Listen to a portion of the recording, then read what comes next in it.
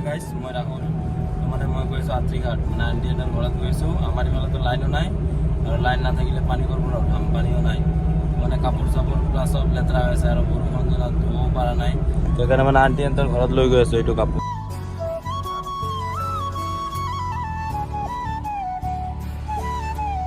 কি ক'ব বস্তিত থাকিলে এনেকাই বৰষুণ দিব গাছ ভাঙিব বাছ লাইন কাটি দিব ক'ৰবাত বোলে তাৰ ছিঙি আছে কিবা হয় এতিয়া কেতিয়াবা আহে মই ফোন কৰিছিলোঁ তো এন্তে কৈছে কালি মানেহে হ'ব এইটো ঠিক নাই বোলে ক'ৰবাত ছিঙি আছে বোলে তো চাওঁ কি হয়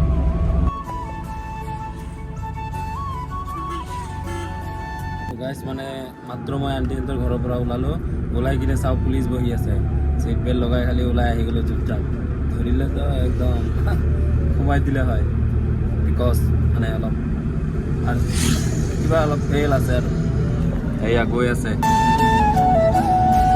বিনা হেলমেটত পাব মছলা মই এতিয়া শুক্লাই পালোঁ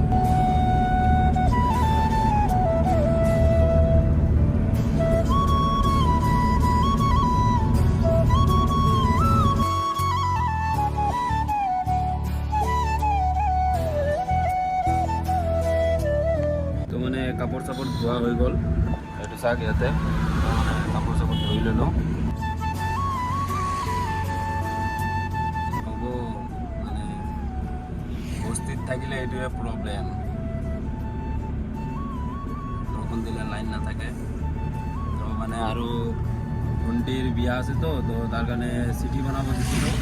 সেইটো চিঠিটোও হৈ গ'ল লৈ আহিলোঁ মই পিছত বাৰু দেখাই দিম তো মানে চাক পিছফালে আছে এইটো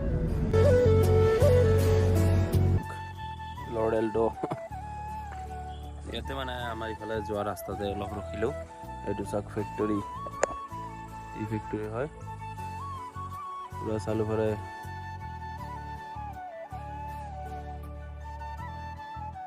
তো বলক এতিয়া ঘৰৰ ফালে যাওঁ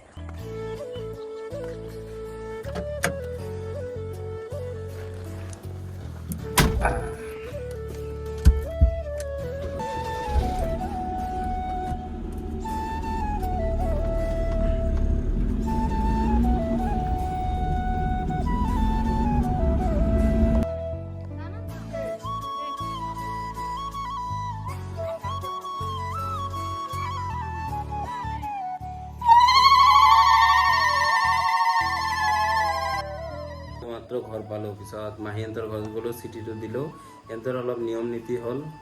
তো লগ পাই আছোঁ নেক্সট ভিডিঅ'ত টাটা গাইছ